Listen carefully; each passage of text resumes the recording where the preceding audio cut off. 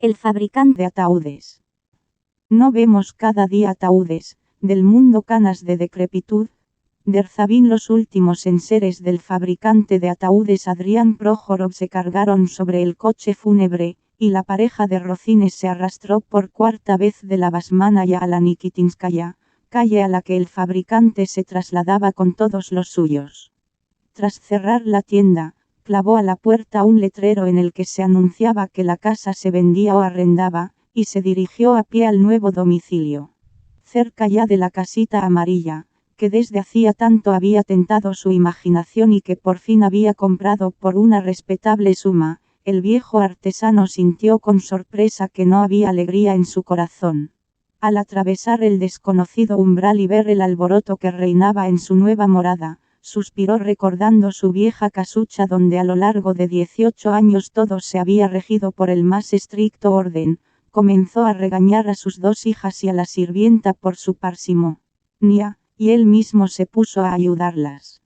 Pronto todo estuvo en su lugar, el rincón de las imágenes con los iconos, el armario con la vajilla, la mesa, el sofá y la cama ocuparon los rincones que él les había destinado en la habitación trasera. En la cocina y el salón se pusieron los artículos del dueño de la casa, ataúdes de todos los colores y tamaños, así como armarios con sombreros, mantones y antorchas funerarias.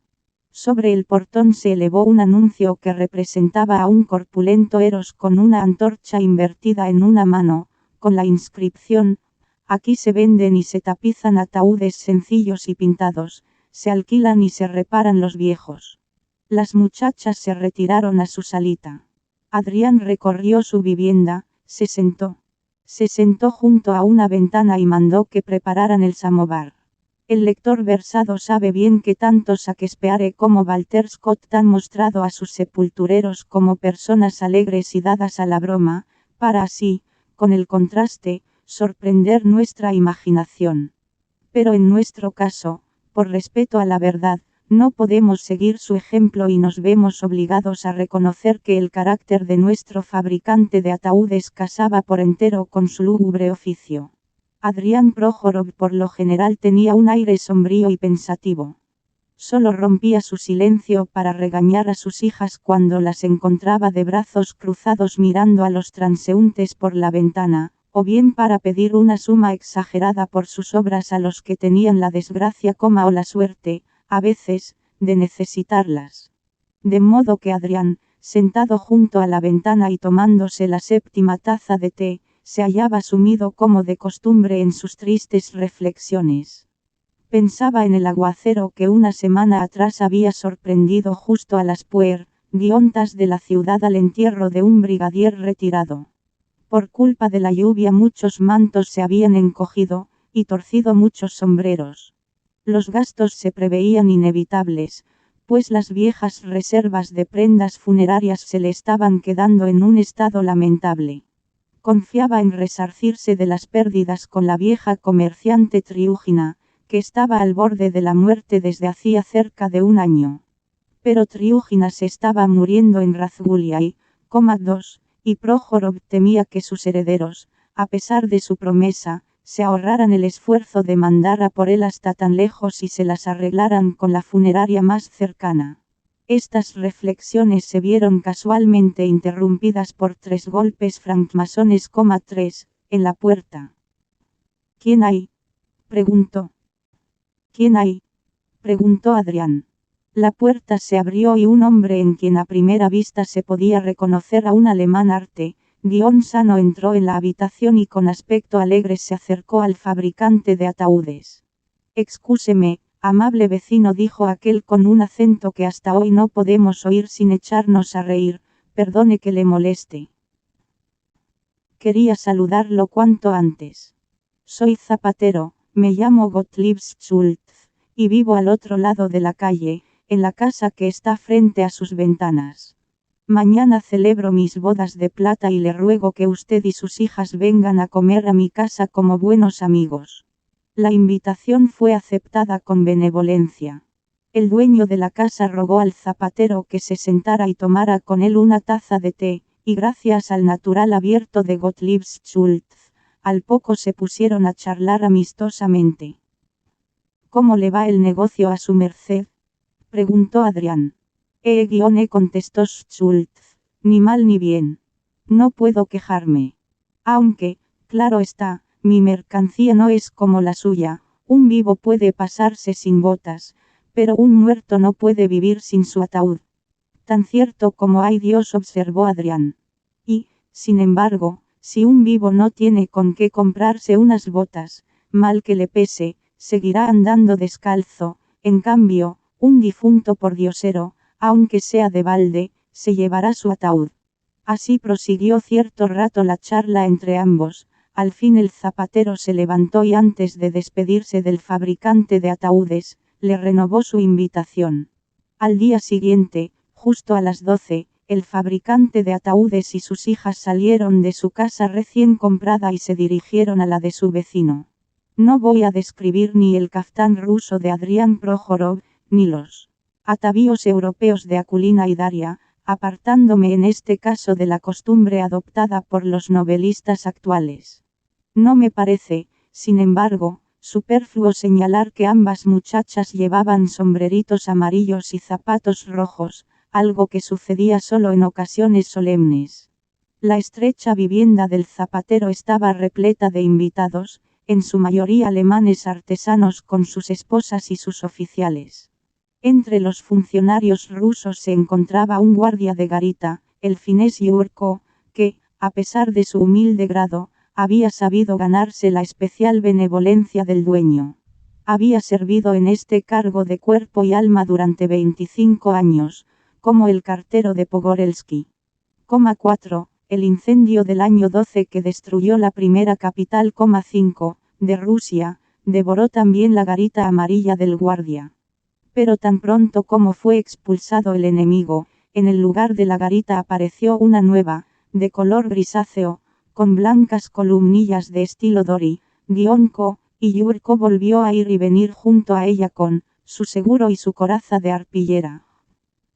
6. Lo conocían casi todos los alemanes que vivían cerca de la puerta Nikitinskie, y algunos de ellos incluso habían pasado en la garita de Yurko alguna noche del domingo al lunes. Adrián enseguida trabó relación con él, pues era persona a la que tarde o temprano podría necesitar, y en cuanto los convidados se dirigieron a la mesa, se sentaron juntos. El señor y la señora Schultz y su hija Lottchen, una muchacha de 17 años, reunidos con los comensales, atendían juntos a los invitados y ayudaban a servir a la cocinera. La cerveza corría sin parar. Yurko comía por 4, Adrián no se quedaba atrás, sus hijas hacían remilgos, la conversación en alemán se hacía por momentos más ruidosa. De pronto, el dueño reclamó la atención de los presentes y, tras descorchar una botella lacrada, pronunció en voz alta en ruso: «A la salud de mi buena Luise». Brotó la espuma del vino achampañado. El anfitrión besó tiernamente la cara fresca de su cuarentona compañera, y los convidados bebieron ruidosamente a la salud de la buena Luise.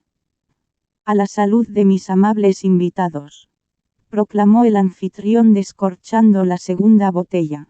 Y los convidados se lo agradecieron vaciando de nuevo sus copas.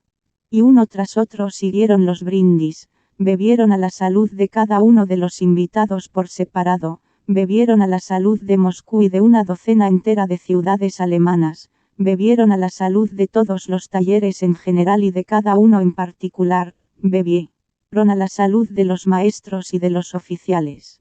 Adrián bebía con tesón, y se animó hasta tal punto que llegó a proponer un brindis ocurrente. De pronto uno de los invitados, un gordo panadero, levantó la copa y exclamó: «A la salud de aquellos para quienes trabajamos, un serer kundleute». 7. La propuesta, como todas, fue recibida con alegría y de manera unánime. Los convidados comenzaron a hacerse reverencias los unos a los otros, el sastre al zapatero, el zapatero al sastre, el panadero a ambos, todos al panadero, etc.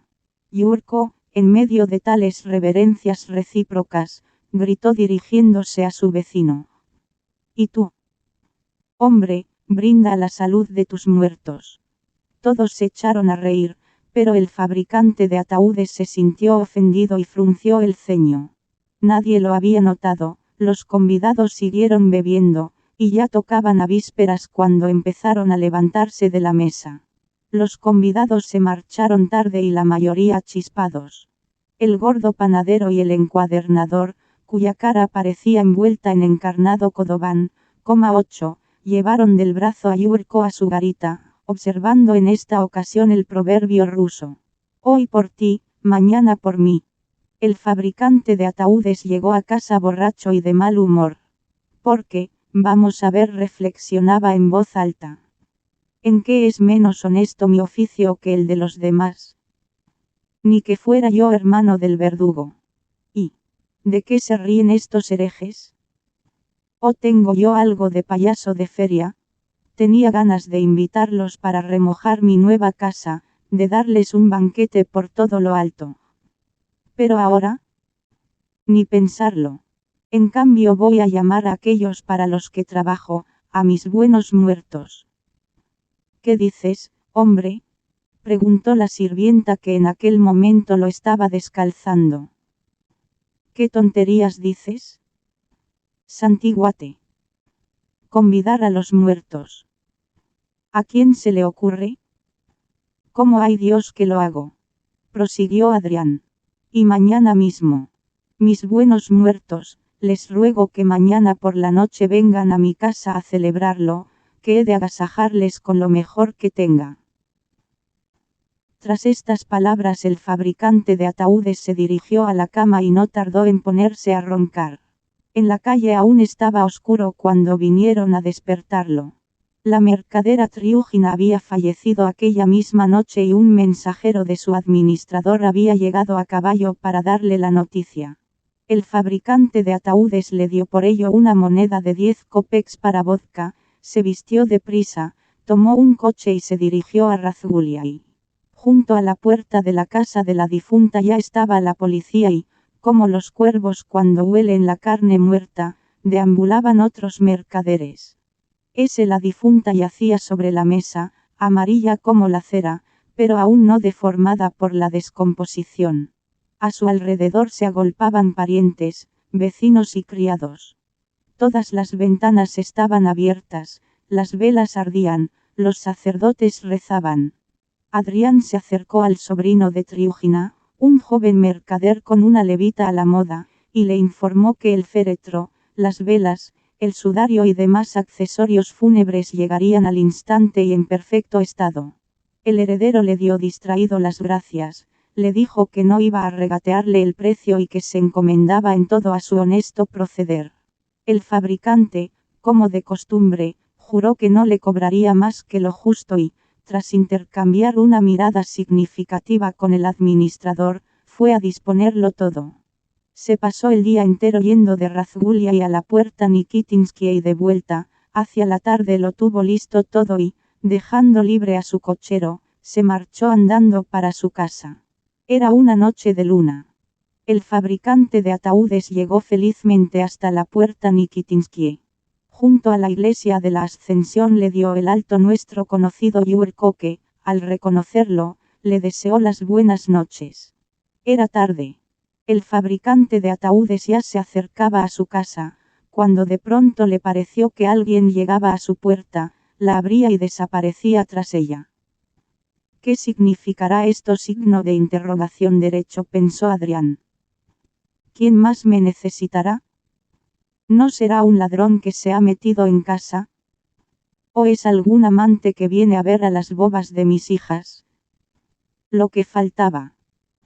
Toda la respetable compañía, todos nos hemos levantado en respuesta a tu invitación, solo se han quedado en casa los que no podían hacerlo, los que se han desmoronado ya del todo y aquellos a los que no les queda ni la piel, solo los huesos, pero incluso entre ellos uno no lo ha podido resistir, tantas ganas tenía de venir a verte.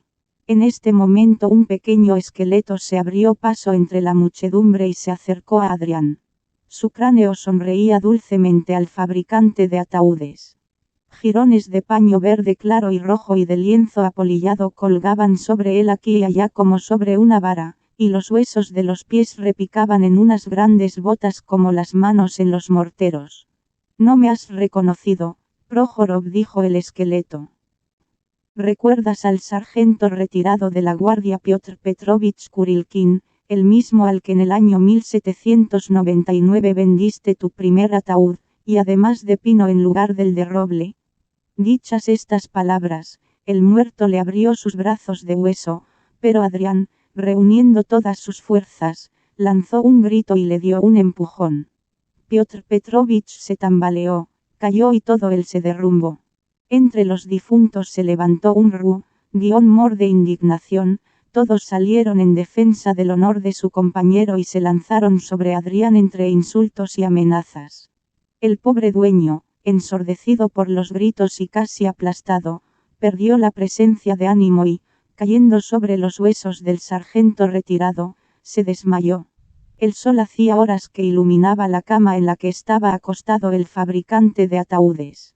Este por fin abrió los ojos y vio delante suyo a la criada que atizaba el fuego del samovar. Adrián recordó lleno de horror los sucesos del día anterior.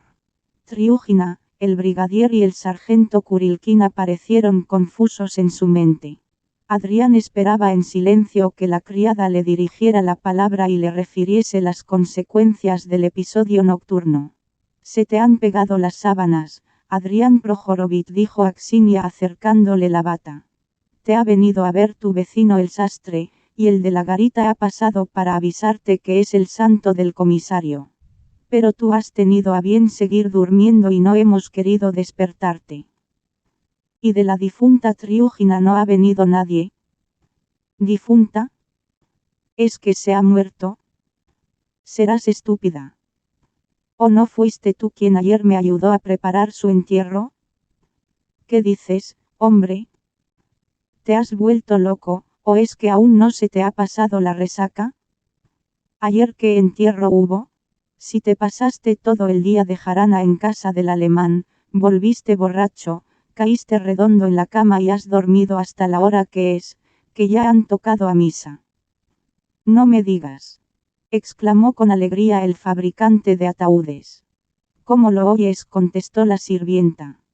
«Pues si es así, trae enseguida el té y ve a llamar a mis hijas».